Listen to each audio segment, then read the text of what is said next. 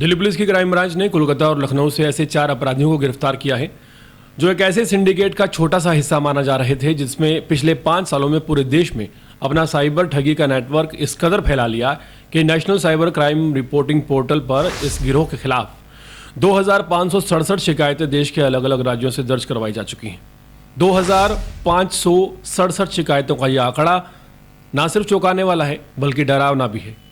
लेकिन इससे भी ज़्यादा चौंकाने वाली है ठगी की रकम, जो अनुमानित तौर पर 300 करोड़ से भी ज़्यादा बताई जा रही है। इस मामले में कार्रवाई करते हुए 19 लाख रुपए फ्रीज किए गए हैं। दिल्ली पुलिस की क्राइम ब्रांच ने इंटर स्टेट सेल के जरिए कोलकाता और लखनऊ में छापेमारी कर साइबर ठगों के एक बड़े सिंडिकेट से जुड़े 4 आरोपियों को हिरासत में लिया है, जो फर्जी ऑनलाइन ट्रेडिंग ऐप्स और टेलीग्राम ग्रुप्स के माध्यम से लोगों को भारी मुनाफा का लालच देकर ठगी कर रहे थे। जांच में एनसीआरपी डेटा के विश्लेषण के बाद मनी ट्रेल खंगाली गई और 200 से अधिक बैंक शाखाओं की केवाईसी जांच से सैकड़ों फर्जी कंपनियों के नाम पर खोले गए खातों का खुलासा हुआ। गिरफ्तार आरोपी विश्वजीत मंडल, आशीष अग्रवाल, राजीव शाह और शुभम शर्मा के रूप में इनके पास से 39 mobile phone, 258 SIM card, ATM card, chequebook, 4 laptop और बैंकिंग दस्तावेज बरामद किए गए हैं, जबकि 19 लाख रुपए फ्रीज किए गए हैं। पुलिस के अनुसार आरोपी फर्जी कंपनियों और म्यूल अकाउंट्स उपलब्ध कराकर ठगी की रकम को आरटीजीएस और नकद के जरिए घुमाते थे। जांच में सामने आया है कि ये कोई 1-2 लोगों की ठगी नहीं थी, बल्कि एक सोचा समझा बहुस्तरीय साइबर फ्रॉड मॉडल था, जिसमें अलग अलग लोग और फर्जी प्लेटफॉर्म मिलकर काम कर रहे थे। बस पहले ठग सोशल मीडिया को हथियार बनाते थे।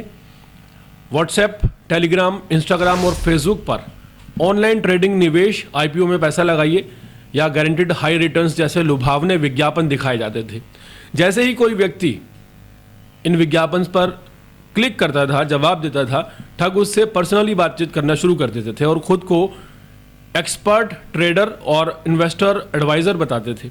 इसके बाद पीड़ित को टेलीग्राम के ऐसे ग्रुप में जोड़ा जाता था जिनके नाम बिल्कुल असली और भरोसेमंद लगते थे, जैसे कि वेंचरा सिक्योरिटीज़, गो मार्केट ग्लोबल और आईपो स्टॉक ट्रेडिंग।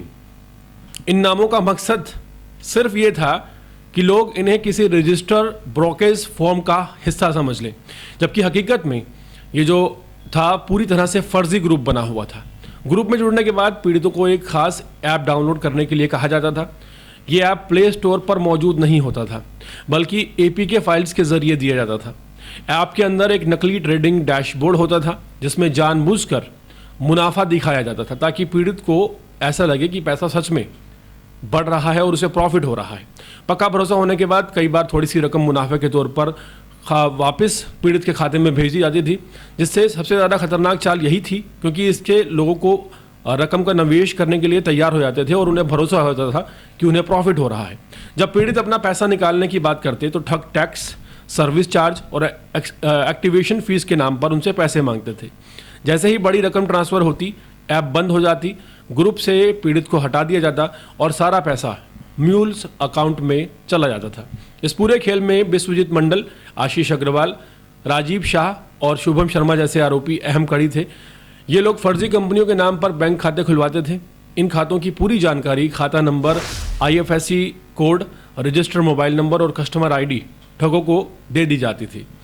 खातों से जुड़े मोबाइल फ़ोन में माइटी ऐप या दूसरी एपीके फाइल्स इंस्टॉल रहती थी, जिससे ओटीपी अपने आप आगे फॉरवर्ड हो जाता था और पैसा बिना रुकावट के ट्रांसफ़र होता रहता था। ये चारों आरोपी इस नेटवर्क के मास्टरमाइंड नहीं थे, बल्कि सिस्टम को ज़मीन पर चलाने वाले मोहरे थे। फर्जी कंपनियों के नाम, नकली ऐप, टेलीग्राम ग्रुप और म्यूल अकाउंट, इन सबको जोड़कर एक ऐसा जाल बनाया गया जिसमें देश भर के हज़ारों लोग फंस गए और सैकड़ों करोड़ रुपए की ठगी हो गई। पिछले 5 साल से ये सिंडिकेट लगातार चल रहा था और 300 करोड़ से ज़्यादा की ठगी हो चुकी है। 2500 से ज़्यादा शिकायतें दर्ज हो चुकी हैं। उम्मीद है कि जल्द ही पूरे नेटवर्क का भी भंडाफोड़ होगा और असली गुनहगार सलाखों के पीछे होंगे।